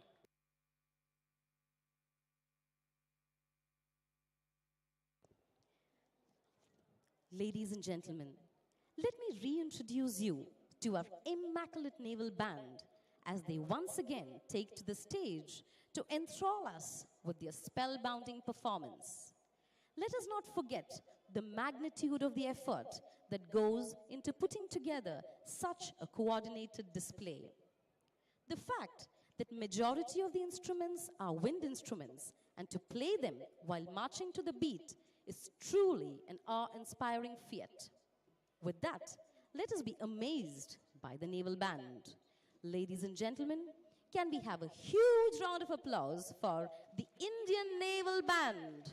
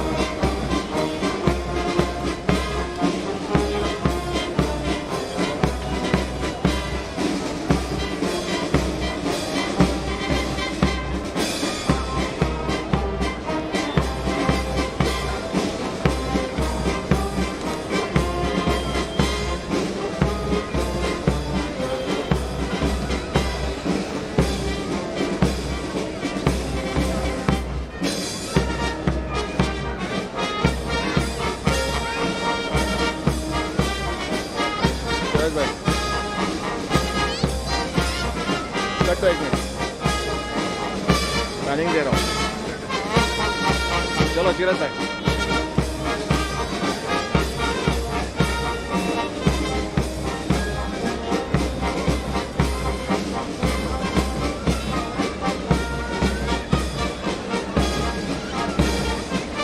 काटो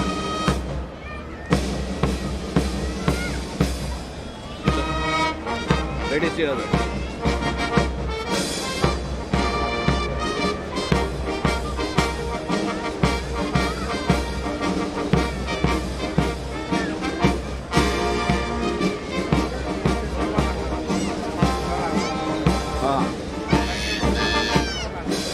चला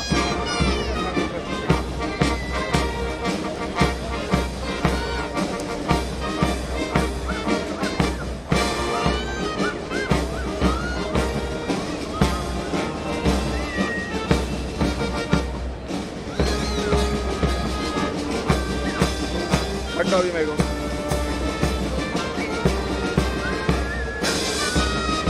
लो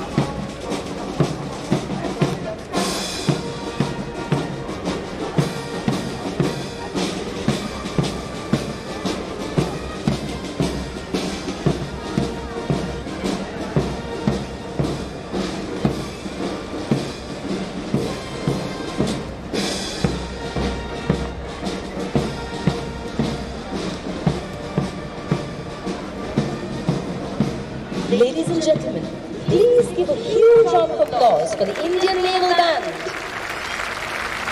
We now present before you a a speechless and self-controlled military drill known as the Continuity Drill by the 22nd Killer Squadron.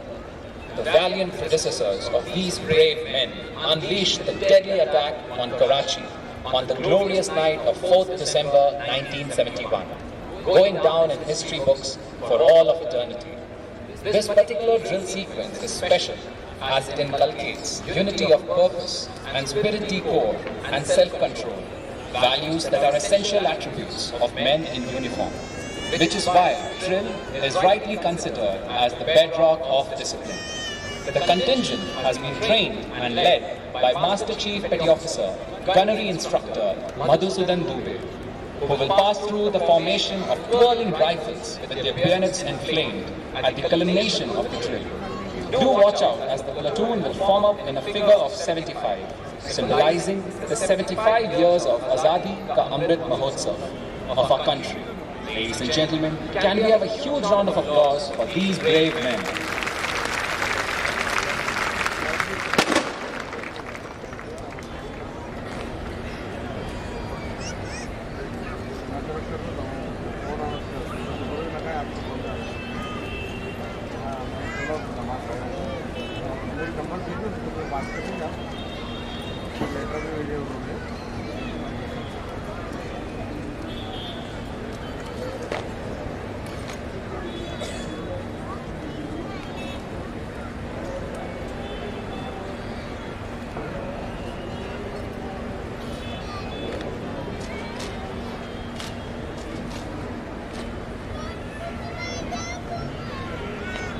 कर दो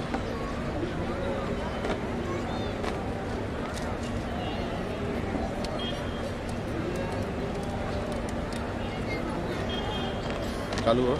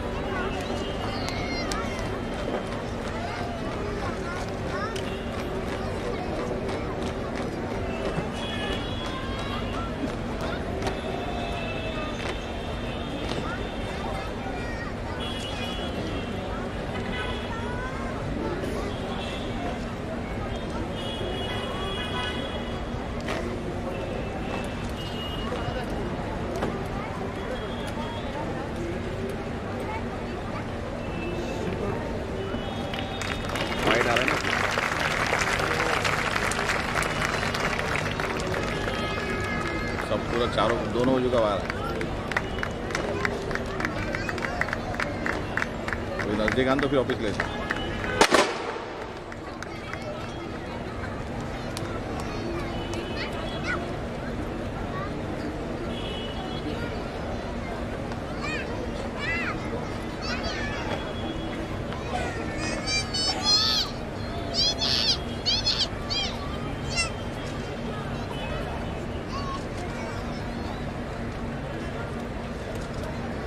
पैर भी लेने बोलो ना सामने आ रहे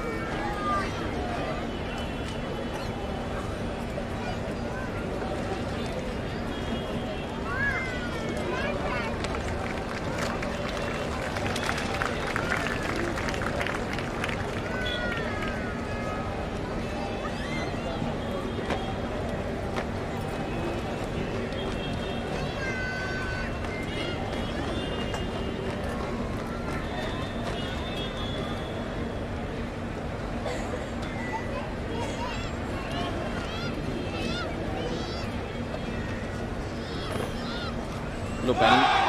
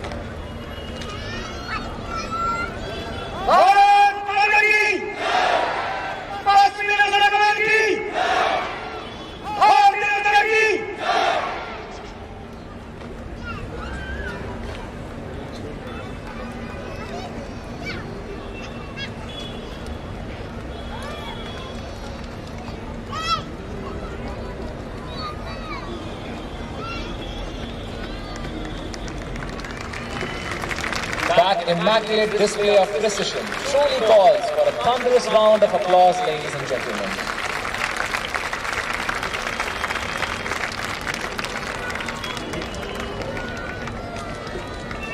Ladies and gentlemen, let's welcome our naval band once again as they take to the stage for the next program.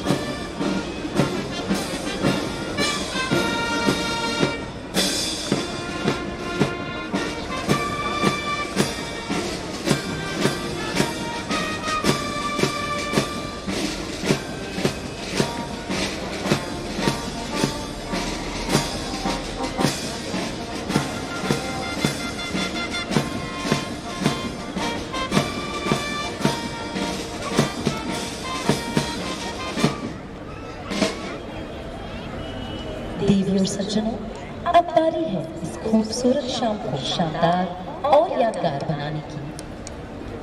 अब आपके समक्ष सी कैडेट कोर के जोशीले जिंदादिल कैडेट्स अपना उत्साह और कौशल लेके आ रहे हैं। These 70 young and exuberant cadets, comprising of 60 dancers and 10 drummers, are going to present before you the Sailor's Hornpipe Dance. For accompaniment during this Irish jig, so beloved of mariners of yore, as it replicates and performs various ship-based sailor tasks like climbing, rigging and hauling that the sailor would complete as part of their onboard daily duties. Ladies and gentlemen, please put your hands together for the cadets of the Sea Cadet Corps as they enter the plaza.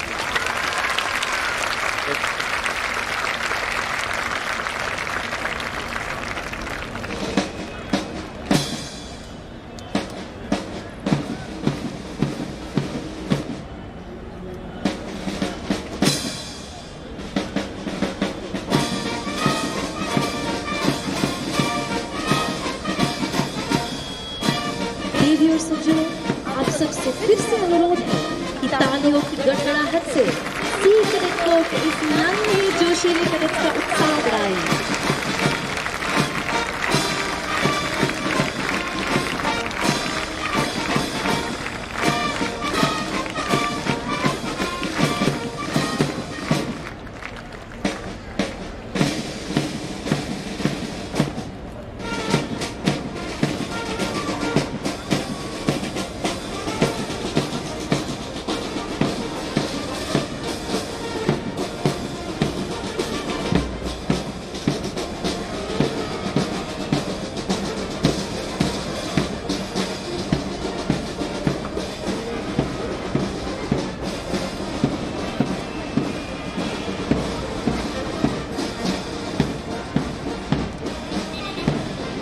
Ladies and gentlemen, no tattoo ceremony can be complete without the drummers themselves. We now present the magical light tattoo drummers as they woo you with their dazzling performance. Ladies and gentlemen, please welcome the magical light tattoo drummers into the plaza.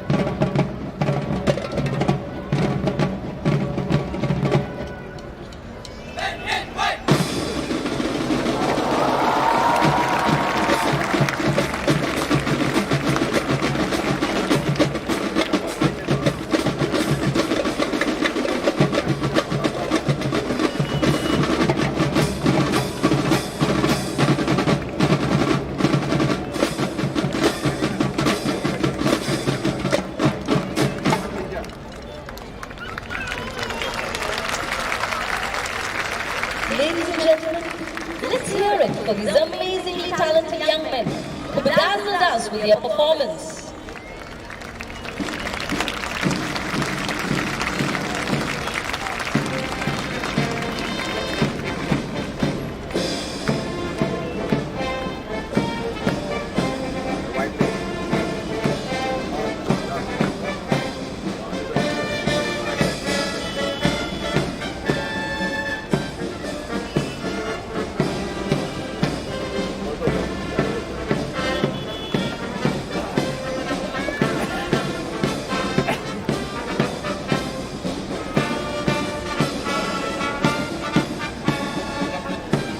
Ladies and gentlemen, the performing contingent are now forming up in front of you to bid their farewell.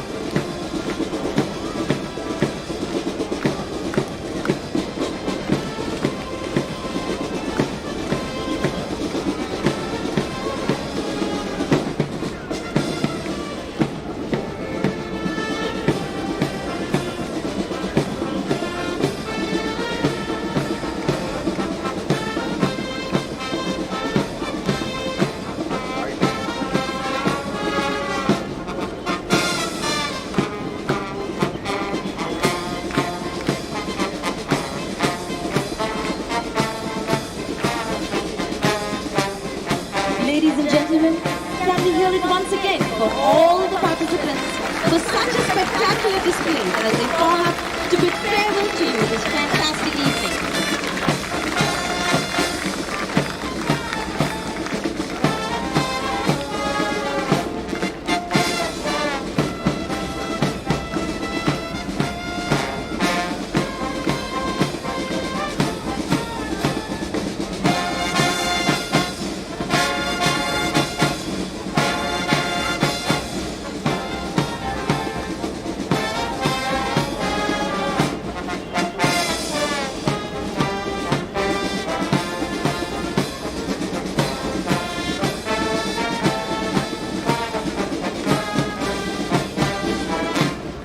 Ladies and gentlemen, can we have a huge round of applause for this brilliant performers for putting on such a spectacular show this evening.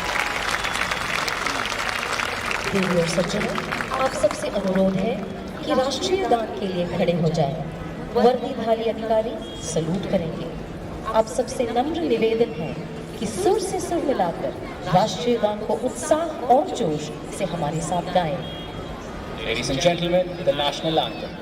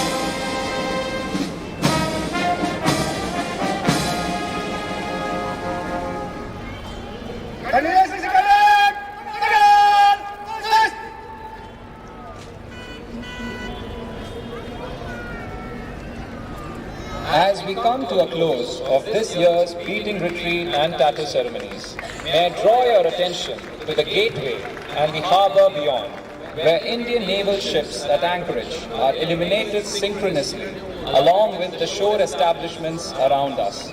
So symbolic of the grandeur and pageantry that has been on display. Wonderful evening. The magnificent silhouettes that you see are INS Subhadra, which is visible through the gateway, INS Pralaya, and INS Tarasa on the horizon. This is the Indian Navy's way of celebrating this momentous eve. Ladies and gentlemen, kindly remain standing as the chief guest departs from the venue.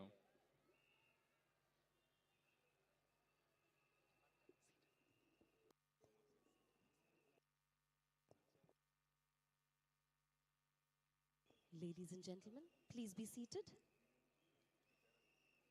We do hope that you have enjoyed the performance presented before you. We trust that these brave men find a place in your hearts as they stand guarding the seas of our country beyond the horizons that are visible from the shore. Ladies and gentlemen, on behalf of the Western Naval Command, we bid you a fond farewell from this year's ceremonies of beating retreat and the tattoo. Thank you.